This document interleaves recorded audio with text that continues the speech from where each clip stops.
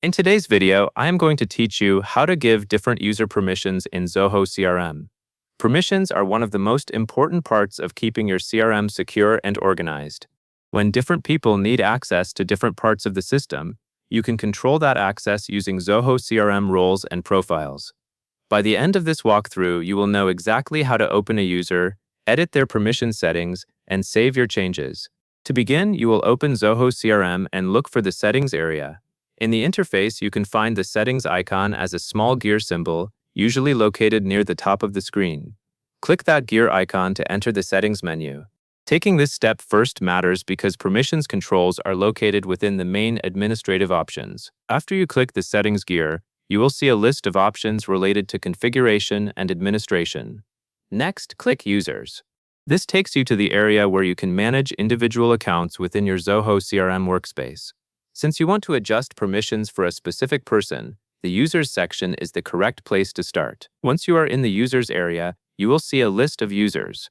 Now open the user you want to edit. Click their name or select their account so that Zoho CRM displays their user details. This step is important because the changes you make will apply only to the user profile you select, so you want to be sure you are editing the right person. After you open the user, look for an edit option. Click Edit to enter the mode where Zoho CRM allows you to change the user settings. You may notice that some fields are read-only until you choose Edit.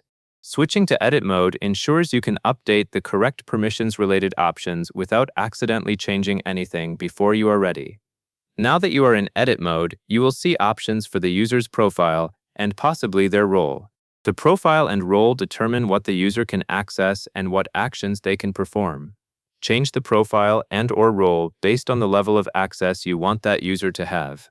If you are unsure, think about what that person needs to do day to day, such as viewing records, editing data, or managing certain areas of the CRM. Adjusting these settings correctly ensures that the user has the right permissions for their responsibilities. As you make those changes, take a moment to review what you are selecting. Zoho CRM typically uses these settings to control access in a structured way, so picking the correct profile and role helps prevent both overexposure and unnecessary restrictions.